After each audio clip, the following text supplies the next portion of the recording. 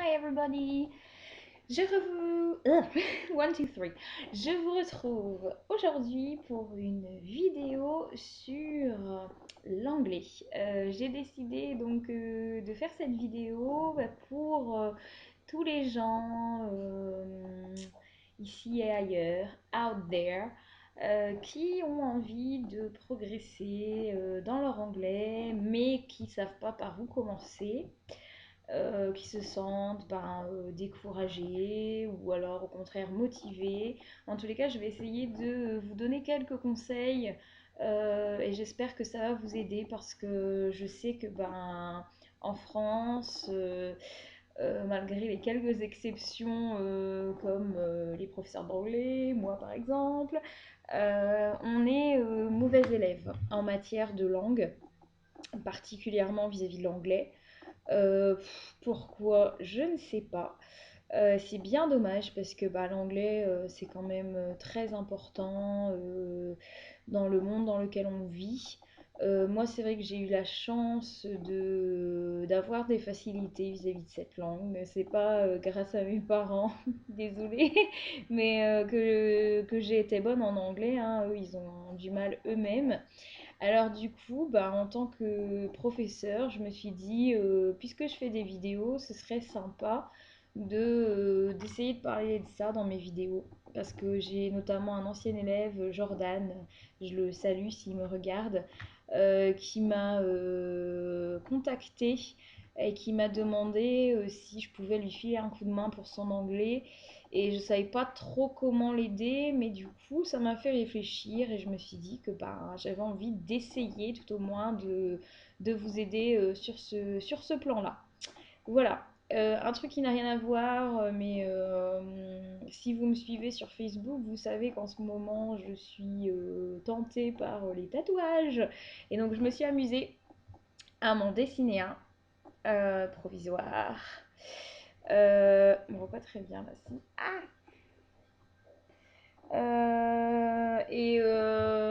dites-moi, j'ai fait ça au liner ce matin, je me suis éclatée. Je suis tentée par cet endroit, en fait, le dessous du poignet, je trouve ça sympa. Donc, comme vous voyez, hein, Alice, c'est le prénom de ma fille, donc j'aimerais bien me faire un tatouage comme ça. Dites-moi dans les commentaires ce que vous en pensez de ce tatouage. Je me tâte hein, entre marquer le prénom ou marquer juste l'initiale. Dites-moi si vous êtes pour, si vous êtes contre, ce que vous en pensez. Moi-même, je pense que je vais continuer de me le dessiner comme ça au crayon pendant quelques jours, voire quelques semaines, et puis que je prendrai ma décision ensuite. Mais c'est vrai que ça me fait envie en fait. Mais j'ai juste peur que ça me fasse atrocement mal parce que j'ai horreur des aiguilles. Mais bon, dites-moi ce que vous en pensez, ça m'intéresse. Bref. Du coup, voilà, l'anglais. Alors, que je vous explique rapidement et après je vous donne des conseils. Moi, en fait, quand j'ai commencé à apprendre l'anglais au collège, j'ai peut-être commencé un peu en primaire, mais je m'en souviens pas, à vrai dire. Ou vite fait, vraiment, les couleurs, l'alphabet et encore. Je sais même pas si j'ai vraiment commencé en primaire, mais je crois que si. C'est horrible pour mes profs du primaire de dire que j'ai oublié, mais ça m'a pas marqué. Mais bon, bref, en sixième, en fait, j'étais pas très bonne en anglais. Mais bon, on m'avait dit que j'avais un bon accent. Alors, je suis pas sûre que c'était vraiment le cas, mais bon, bref. Mais j'étais pas particulièrement fan de l'anglais au collège.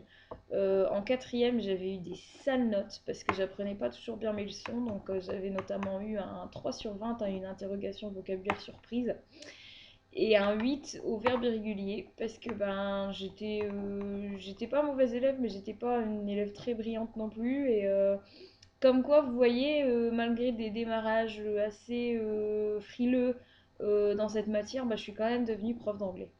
Et alors comment j'ai aimé l'anglais? En fait j'ai aimé l'anglais grâce à la musique parce que dans les années 90 quand j'étais au collège il y avait un groupe qui s'appelle les Spice Girls. Yes, qui a sorti un album en Angleterre, qui a cartonné, enfin voilà, et moi c'était mon groupe de mon adolescence, les Spice Girls. Alors il y avait plein de filles qui était Love, des boys band, tout ça, mais non, moi j'aimais un groupe de filles, les Spice Girls, et du coup, et ben en fait, donc c'était cet album-là, le premier album des Spice Girls, l'album Spice. Et dedans, il y avait le petit dépliant avec les chansons écrites en tout petit dedans. Et je m'amusais à chanter leurs chansons avec mon petit dépliant. Et je galérais bien parce que ça allait à toute vitesse. Donc je faisais un peu du chewing-gum. Mais en fait, c'est grâce à ça que j'ai eu ma première approche positive vis-à-vis de l'anglais. D'ailleurs, en tant que prof d'anglais, là dans mon collège et dans le collège où j'étais avant, j'ai animé un club chant en anglais parce que je vous dis, moi, c'est grâce à ça en fait que je me suis mise à aimer cette langue. Voilà, c'était pour la petite parenthèse, je raconte ma vie. Maintenant que c'est fait, donc, enfin, pour en revenir à ça, c'est vrai que la musique, je pense que c'est quelque chose qui parle à beaucoup de monde et que même si vous n'êtes pas un boss en anglais, vous aimez peut-être écouter certaines chansons en anglais, vous les chantonnez vous-même. Bref, c'est vrai que c'est un moyen des fois un peu plus ludique que d'aborder la matière qu'à travers des cours pas toujours fun, quoi. Voilà. Alors j'ai sélectionné un certain nombre de choses qui, je pense, vont pouvoir vous aider à bosser votre anglais. Alors si je repense à mon élève en fait, je l'ai eu de la sixième. Je sais pas si je l'avais en sixième, non, je crois pas. Je crois que je l'ai eu en cinquième, de la cinquième à la troisième. Euh, et donc, euh, et donc, si vous êtes niveau collège ou même lycée ou même au-dessus, hein, un truc que je vous conseille si vous voulez vous remettre à l'anglais, c'est d'acheter une sorte de cahier de vacances là, les trucs. Alors j'ai celui-là par exemple. Euh, Moi-même en tant que prof, j'en achète parce que je trouve qu'ils sont bien et des fois je trouve des documents à étudier en classe avec mes élèves dedans. Donc si vous voulez vous remettre à niveau, genre je sais pas, je me rebase sur mon exemple de mon élève Jordan. Je l'ai quitté en troisième. Bon, lui, il était en troisième SECPA, mais il avait un bon niveau. Il avait quand même un bon niveau en anglais. Et ben, je lui conseillerais de se racheter un cahier comme ça, mais un cahier niveau troisième. Donc il y a des leçons, des exercices. C'est assez ludique et c'est sur des thèmes. Là, ça parle de Heroes, la série. Je sais pas si vous connaissez, mais bref, c'est euh, c'est assez attrayant comme livre et voilà. Et donc déjà, faites ça. Si vous avez le courage, une page à la fois, tout doucement, hein, on ne vous demande pas de vous dégoûter non plus. Et ça va vous aider aussi à vous remémorer des choses, que vous soyez collégien, lycéen, adulte. Après, vous prenez adapté à votre niveau. Je pense qu'il en existe aussi pour les adultes, les débutants, enfin tout. Il y a toujours moyen de trouver, je pense. Vous allez au Furet ou à la Fnac, ou je suis sûre qu'il y a des choses. Donc déjà, ça c'est premier conseil assez scolaire, mais qui est intéressant. Il en existe également avec des CD, alors c'est peut-être encore mieux. Celui-là, il n'avait pas de CD, mais il y en a des versions des fois avec des CD, donc prenez aussi avec CD, c'est encore mieux. Après, alors, un autre conseil que je pourrais vous donner, c'est plus au niveau de la lecture. Alors, la lecture, il existe des magazines. Là, je vous montre, c'est le I Love English. Il existe le I Love English Junior pour jusqu'à la sixième. Le I Love English, en fait, c'est plus adapté au cinquième, quatrième, troisième. Et il existe aussi, je crois que c'est Today, ou quelque chose, Today in English, il y a la version lycée aussi, et il y a des autres livres. Et alors, ça parle vous voyez le titre, là, les jeux vidéo, Super Mario, ça parle des thèmes d'actualité, des acteurs, d'un petit peu de tout. Aussi de la culture. Là, il y a une double page sur la Tour de Londres, le Tower of London. Vous apprenez des choses. C'est assez sympa. Il y a des aides vocabulaires aussi pour vous aider à comprendre. Il y a un CD à chaque fois avec chaque magazine. Et ça, c'est quelque chose que je vous conseille et qui est bon, ça coûte quand même 6,95 €, ça sort tous les mois, mais c'est un bon moyen si vous voulez vous remettre à l'anglais tout doucement de vous aider. Voilà, voilà pour ça. Après, il existe également sur Internet et dans les magasins type Furet du Nord des bouquins comme ça. Donc là, Alice's Adventures in Wonderland. C'est Oxford qui produit ça, Oxford University Press. Et en fait, c'est des livres Oxford Bookworms. Euh, c'est des livres par niveau. Donc là, c'est un niveau 2. Et en fait, le niveau 2, ils disent que ça correspond à un niveau A2, B1. Donc c'est-à-dire A2 à partir de la quatrième jusqu'à la seconde. Et donc il y a des... Bah, forcément, c'est le numéro 2, mais il y a numéro 1, donc encore plus facile, numéro 2, 3, etc. Mais donc si vous êtes au collège, bah, niveau 2, je pense que c'est bien pour vous. Si vous êtes au lycée, niveau 3, tout dépend de votre niveau. Et donc en fait c'est l'histoire, mais l'histoire réécrite, illustrée et un peu simplifiée. Et ça c'est vendu avec des... Alors seul le bouquin ou bouquin plus CD. Et franchement, c'est très bien. Et moi, en tant que prof, j'aime bien en acheter. Des fois, j'aime bien travailler comme ça des œuvres, des livres avec mes élèves. Là, avec mes quatrièmes, je vais sûrement étudier Robinson Crusoe, Robinson Crusoe, parce que je fais une séquence sur les aventuriers, etc. Voilà, enfin l'île déserte. C'est un truc que j'ai jamais fait, mais qui me tente, parce que j'avais fait mon master 1, enfin ma maîtrise sur le thème enfin, sur Robinson Crusoe, donc moi ça m'intéresse. Voilà, voilà. Mais donc ça, je vous conseille également ça, surtout si bah, vous êtes plus adulte et vous n'avez pas forcément envie de faire des trucs genre des cahiers de vacances. Voilà. Maintenant, ce que je vais vous montrer, bah, comme vous le savez probablement, mais mon mari Olivier est aussi professeur d'anglais. Donc, on a une fille qui va bientôt avoir 2 ans et on essaye. On lui parle pas anglais parce qu'on trouve que c'est pas naturel tout ça, mais on a envie quand même bah, que plus tard elle ait un bon niveau d'anglais. Bon, on va pas la martyriser si elle aime pas l'anglais, hein, mais en tous les cas, on a envie d'essayer au moins de lui transmettre le goût de l'anglais. Donc je vais juste vous dire comment on s'y prend pour le moment. Et elle dit déjà d'ailleurs quelques petites phrases en anglais, donc on est content, c'est super mignon. Et elle prononce trop bien en plus. C'est grâce à moi ça surtout. Et donc en fait, ben, moi quand j'étais petite et même encore maintenant, hein, je suis fan des bouquins, et pas que des bouquins d'ailleurs, des Monsieur Madame. Et donc, je m'amuse à lui acheter la collection Little Miss Bossy ici, Little Miss Shy and the Fairy Godmother.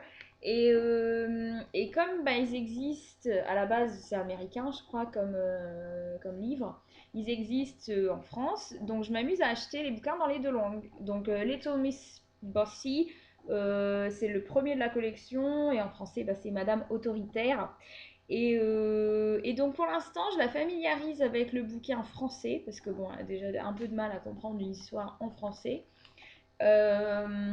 Et bientôt, une fois qu'elle maîtrisera l'histoire en français, je lui lirai en anglais et je verrai un peu ce qui se passe. Mais sinon, pour l'instant, pour introduire l'anglais avec Alice, je lui dis des petites choses, genre avant le matin, avant qu'elle parte chez la nounou, je lui dis sois sage, et je lui dis en anglais, donc je lui dis be good, et puis elle répète, donc elle sait dire be good, bye bye, bon ça elle a intégré, elle le dit, elle commence à compter aussi en anglais, donc quand on monte les marches à la maison, je fais one, two, three, one, two, three, et elle répète parce qu'elle est en mode perroquet en ce moment, donc elle dit ça aussi. Le soir, quand on la couche, bah, on a un petit rituel et puis on lui dit je t'aime, à demain. Hein. Du coup, je commence à lui dire love you, I love you. Et donc elle répète love you. Enfin, c'est trop mignon quoi. Mais du coup, bah, ce qui fait qu'à même pas 2 ans, elle dit quand même déjà quelques petites phrases. Donc voilà. J'ai beaucoup d'amis professeurs d'anglais et je suis curieuse de savoir si eux aussi, ben, ils commencent à parler anglais à leur enfant, comment ils s'y prennent, si vous avez des idées autres que les miennes, dites-moi, ça m'intéresse. Voilà, voilà. Je suis déjà à 14 minutes, donc j'essaye d'aller vite. Parce que c'est vrai que c'est dur de faire des vidéos courtes, j'ai tellement de choses à raconter dans mes vidéos. Une dernière chose que je vais vous montrer, C'est ça, c'est un calendrier que je me suis acheté, calendrier 2016. J'ai eu ça à Carrefour, ils les font aussi bah, à la Fnac et puis au Furet. J'ai payé ça 12,99 € et en fait c'est tout sur les USA. Et donc à chaque page, vous apprenez les choses et moi ça m'intéresse parce que j'ai beau être prof d'anglais, il y a toujours des choses à apprendre. Et donc, bah, par exemple, là, le 1er janvier, c'était The States. Alors, je vous lis ce qu'il y a de marqué, hein. Les États-Unis sont un État fédéral composé de 50 États et un district fédéral, le District of Columbia, DC, de 177 km², où se trouve la capitale fédérale, Washington.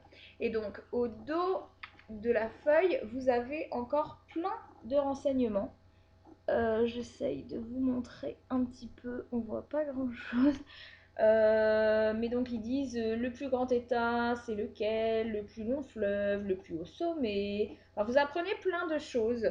Là, bah, je vais vous lire le deuxième rapidement pour vous donner un peu une idée, hein. The people, donc nombre d'habitants 320 206 000, densité moyenne 34,2 habitants au kilomètre carré, nombre des habitants américains, états-uniens collés, espérance de vie les hommes 75 ans, les femmes 80 ans, etc. etc. Moi je suis passionnée par les États-Unis, donc c'est pour ça que ça m'a attirée et je vais apprendre des choses que je ne sais probablement pas. Je suis sûre que je vais apprendre des choses là-dedans. Donc ça, si vous avez envie un petit peu de progresser niveau culture sur les États-Unis, c'est aussi quelque chose que je vous conseille. Voilà, après un dernier conseil, moi, enfin en tous les cas, c'est ça qui m'a énormément aidé à progresser, c'est la pratique, mais aussi parce que bah, on n'a pas forcément l'occasion d'aller en Angleterre sans arrêt, malheureusement. Moi j'aimerais bien, mais voilà, ça a un coût, c'est pas toujours possible. Moi j'ai énormément progressé au niveau de mon anglais et je l'entretiens grâce à l'écoute. À l'écoute, je suis fan de séries télé. Alors, des séries télé, hein, pas toujours super culturelles, hein. J'adore les séries de Fifi, type Gossip Girl, euh, Pretty Little Liars, ce genre de choses. Et ça m'aide à garder mon accent, ça m'aide à écouter de l'anglais au quotidien, à garder en fait un anglais correct. Et donc je vous conseille, si vous aimez les séries, si vous aimez les films, mettez-les en anglais. Mettez les sous-titres au début, les sous-titres français si vous avez besoin. Après, quand ça ira mieux, mettez les sous-titres anglais. Et puis après, progressivement, vous verrez peut-être un jour vous aurez plus besoin de sous-titres. Enfin, je vous le souhaite. Mais c'est vraiment un super moyen de progresser en anglais. Voilà, bon après il doit exister d'autres choses, hein. Écoutez la radio, il y a une radio qu'on capte dans le nord, c'est NPR News, c'est sur 104 points quelque chose. Cherchez éventuellement, bon la radio, moi j'adore écouter la radio, mais bon c'est vrai que écouter la radio pour entendre les infos, etc. c'est pas toujours super passionnant, mais des fois bah, c'est un moyen aussi. Il y a plein de moyens, mais en tous les cas j'espère que grâce à cette vidéo je vous aurai au moins donné quelques idées. N'hésitez pas à me donner votre avis, dites-moi ce que vous pensez de cette vidéo, si vous l'avez aimée, si vous l'avez pas aimée, pourquoi. En tous les cas, bah, si vous l'avez aimé, n'hésitez pas à liker, n'hésitez pas à vous abonner à ma chaîne. J'arrive tout doucement aux 50 abonnés, j'espère les franchir bientôt. Voilà, je vous souhaite une très bonne fin de journée. Je vous fais des gros bisous. Et je vous dis à plus tard pour une prochaine vidéo. Bye bye!